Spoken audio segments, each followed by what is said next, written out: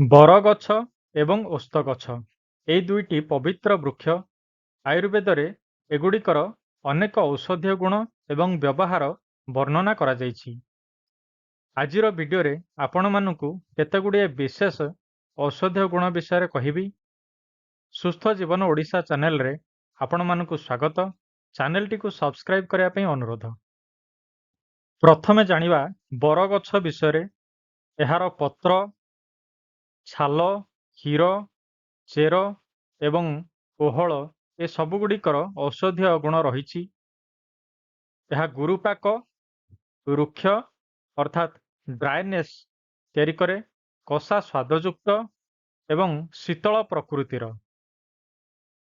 ବରଗଛର ଯେଉଁ ଔଷଧୀୟ ଗୁଣ, ଏହା ପିତ୍ତକୁ ଶାନ୍ତ କରିଥାଏ, ଶରୀରରେ ପୀଡ଼ା ଦରଜ କମ୍ କରେ, ବରପତ୍ରକୁ ଗରମ କରି ଆଣ୍ଠୁଗଣ୍ଠି ଫୁଲା ବା ଦରଜରେ ଲଗାଇଲେ ଆରାମ ମିଳିଥାଏ।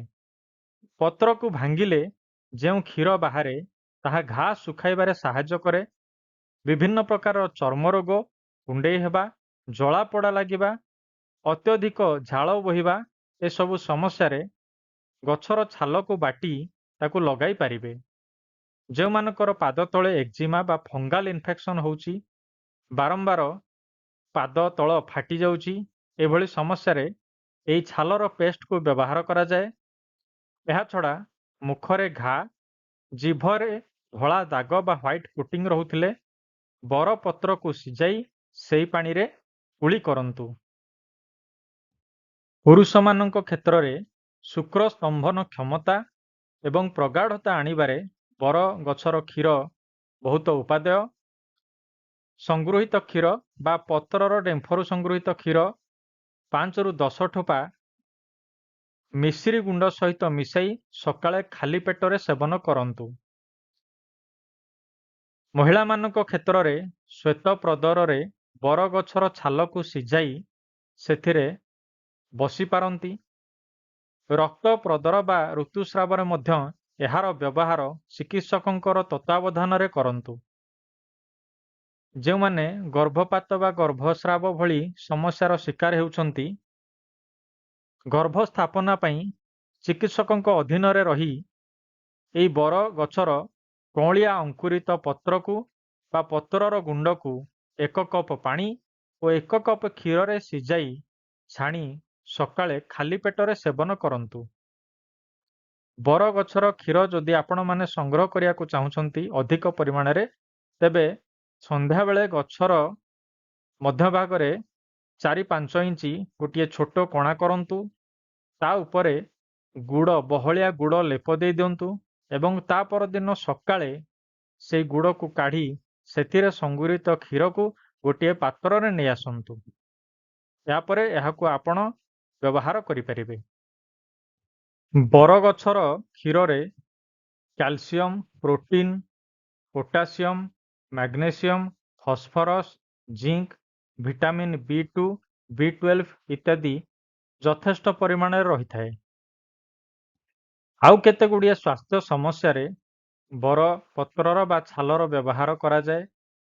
ବାନ୍ତି କିମ୍ବା ପତଳା ଝାଡ଼ାର ଶିକାର ଯେଉଁମାନେ ବାରମ୍ବାର ହେଉଛନ୍ତି, ରକ୍ତପିତ୍ତ ସମସ୍ୟା ଏସବୁ ଲାଗି ରହୁଛି, ବରଗଛର ଛାଲକୁ କାଢ଼ା ବନାଇ ବା ସିଝାଇ ତାକୁ ପିଅନ୍ତୁ ଏବଂ ସମସ୍ୟା ଭଲ ହେବା ପରେ ଏହାକୁ ଛାଡ଼ି ଦିଅନ୍ତୁ। ଡାଇବେଟିସ୍ ରୋଗୀଙ୍କର ବାରମ୍ବାର ଯଦି ପରିସ୍ରା ଲାଗୁଛି, ବରଗଛର ଛାଲ ସିଝାଇ ପିଇପାରିବେ। ଚର୍ମ ରୋଗ ବା ମୁଣ୍ଡ ଅଧିକ ତେଲିଆ ହୋଇଯାଉଥିଲେ ଏହାର ଛାଲକୁ ସିଝାଇ ସେହି ପାଣିରେ ଧୋଇ ପାରନ୍ତି।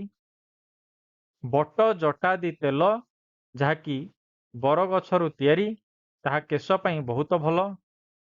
ଏହାଛଡ଼ା ନ୍ୟାଗ୍ରୋଧାଦି ଚୂର୍ଣ୍ଣ ବା ଘୃତ, ଯାହାକି ବଜାରରେ ଉପଲବ୍ଧ, ସେଥିରେ ବରଗଛର କମ୍ପୋଜିସନ୍ ରହିଅଛି। ବିଭିନ୍ନ ପ୍ରକାର ସମସ୍ୟାରେ ଏହା ଉପଯୋଗୀ ଅଟେ। ଚିକିତ୍ସକଙ୍କର ପରାମର୍ଶରେ ଆପଣମାନେ ଏହା ସେବନ କରିପାରନ୍ତି। ଏବେ ଜାଣିବା ଓସ୍ତ ଗଛ ବା ଅଶ୍ୱତ୍ଥ ଗଛର ପତ୍ର, ଫଳ, ଛାଲ ଇତ୍ୟାଦିର ଔଷଧୀୟ ଗୁଣ ବିଷୟରେ। ଏସବୁ ଗୁରୁପାକ, ରୁକ୍ଷ, କଷା ସ୍ୱାଦଯୁକ୍ତ ଏବଂ ଶୀତଳ ପ୍ରକୃତିର। କଫ ଏବଂ ପିତ୍ତ ପ୍ରଧାନ ବ୍ୟକ୍ତିଙ୍କ ପାଇଁ ଏହା ଉପକାରୀ ଅଟେ। ବିଶେଷ କରି ମହିଳାମାନଙ୍କର ବିଭିନ୍ନ ପ୍ରକାର ସମସ୍ୟାରେ ଓସ୍ତ ଗଛର ବ୍ୟବହାର କରାଯାଇଥାଏ। ବାରମ୍ବାର ଗର୍ଭପାତ ବା ଗର୍ଭସ୍ରାବ ହେଉଥିଲେ, ଗର୍ଭଧାରଣ ନ ହେଇପାରୁଥିଲେ, ଏଭଳି କ୍ଷେତ୍ରରେ ଓସ୍ତ ଗଛର ଛାଲ ବା ଫଳକୁ କ୍ଷୀର ଓ ପାଣିରେ ସିଝାଇ ତାକୁ ଥଣ୍ଡା କରି ମହୁ ସହ ମିଶାଇ ପିଅନ୍ତୁ। ଆବଶ୍ୟକ ସ୍ଥଳେ ବା ଔଷଧର ପରିମାଣ ଜାଣିବା ପାଇଁ ନିକଟସ୍ଥ ଚିକିତ୍ସକଙ୍କର ପରାମର୍ଶ ନିଅନ୍ତୁ। ଅତ୍ୟଧିକ ଋତୁସ୍ରାବ ସମସ୍ୟାରେ ଓସ୍ତ ଗଛର ପତ୍ର ବା ଛାଲର କାଢ଼ା ପିଅନ୍ତୁ ଏବଂ ଫଳକୁ ଶୁଖାଇ ଚୂର୍ଣ୍ଣ କରି ଖାଆନ୍ତୁ। ପୁରୁଷମାନଙ୍କର ଅତ୍ୟଧିକ ଶୁକ୍ରକ୍ଷୟ ବା ମଳମୂତ୍ର ମାର୍ଗରେ ଯଦି ଶୁକ୍ରକ୍ଷୟ ହେଉଛି, ଏ ସମସ୍ୟାରେ ଏହାର ପତ୍ର ବା ଛାଲର କାଢ଼ା ଆପଣମାନେ ପିଇପାରନ୍ତି। ଅଧିକ ପରିମାଣରେ ଏବଂ ବାରମ୍ବାର ତରଳ ଝାଡ଼ା ବା ନାଳ ଝାଡ଼ା ହେଉଥିଲେ ଓସ୍ତ ପତ୍ର କିମ୍ବା ଛାଲ ସିଝାଇ ଏହାକୁ ପିଇପାରନ୍ତି। ଏହାର ବିପରୀତ ଯଦି କୋଷ୍ଠକାଠିନ୍ୟ ସମସ୍ୟା ରହୁଛି, ତାହେଲେ ଓସ୍ତ ଗଛର ପାଚିଲା ଫଳ ଏଥିରେ ଉପାଦେୟ ଅଟେ। ଡାଇବେଟିସ୍ ରୋଗୀଙ୍କର ବହୁମୂତ୍ର ସମସ୍ୟାରେ ମଧ୍ୟ ଓସ୍ତ ଗଛ ବା ଓସ୍ତ ଗଛର ଛାଲର ସିଝା ପାଣି ଉପଯୋଗୀ ଅଟେ। ବାତ ରକ୍ତ ବା ଯେଉଁମାନଙ୍କର ଅତ୍ୟଧିକ ଆଣ୍ଠୁଗଣ୍ଠି ଯନ୍ତ୍ରଣା ସମସ୍ୟା ରହୁଛି, ତେବେ ଏହାର ପତ୍ର ବା ଛାଲ ସିଝାଇ ତାକୁ ଥଣ୍ଡା କରି ମହୁ ସହ ମିଶାଇ ପିଇପାରନ୍ତି। ରକ୍ତପିତ୍ତ ବା ଯଦି ଆଭ୍ୟନ୍ତରୀଣ ରକ୍ତସ୍ରାବ ହେଉଛି, ଭିତରେ ବ୍ଲିଡିଂ ରହୁଛି, ଇଣ୍ଟରନାଲ ବ୍ଲିଡିଂ ରହୁଛି, ସେଥିରେ ମଧ୍ୟ ଏହି ସିଝା ପାଣି ବ୍ୟବହାର୍ଯ୍ୟ ଅଟେ। ଯେଉଁମାନେ ଅନିଦ୍ରାର ଶିକାର ହେଉଛନ୍ତି, ନିଦ ଠିକରେ ଆସୁନି, ବାରମ୍ବାର କଡ଼ ଲେଉଟାଉଛନ୍ତି, ସେଭଳି କ୍ଷେତ୍ରରେ 5ରୁ 6ଟି ପତ୍ରକୁ ସିଝାଇ ତାକୁ ସେ ପାଣିକୁ ମାରି ଅଧା ହେଲା ପରେ ରାତ୍ରିରେ ଶୋଇବା ପୂର୍ବରୁ ୟାକୁ ପିଇପାରନ୍ତି। ପିଲାମାନଙ୍କର ସ୍ମରଣ ଶକ୍ତି ଯଦି କମ୍ ଅଛି, ପାଠ ଠିକରେ ମନେ ରହୁନି, ତେବେ 2ରୁ 3ଟି ଓସ୍ତ ପତ୍ରକୁ ସିଝାଇ ପାଣି ଅଧା ମାରି ରାତ୍ରିରେ ଶୋଇବା ପୂର୍ବରୁ ଆପଣ ପିଇପାରନ୍ତି। ଏହା ଆମର ମେମୋରି ପାଇଁ ବା ବ୍ରେନ୍ ପାଇଁ ଗୋଟେ ଟନିକ୍ ଭଳି କାର୍ଯ୍ୟ କରିଥାଏ। ବରଗଛ ଏବଂ ଓସ୍ତ ଗଛର ବିଭିନ୍ନ ଅଂଶର ଔଷଧୀୟ ଗୁଣ ତ ଆପଣମାନେ ଜାଣିଲେ। ଭିଡ଼ିଓଟି ଭଲ ଲାଗିଥିଲେ ଲାଇକ୍ଟି ନିଶ୍ଚୟ କରିବେ ଏବଂ କମେଣ୍ଟରେ ଲେଖି ଜଣାଇବେ। ସୁସ୍ଥ ଜୀବନ ଓଡ଼ିଶା ଚ୍ୟାନେଲକୁ ସବସ୍କ୍ରାଇବ୍ କରିବେ। ଅନୁରୋଧ ରହିଲା।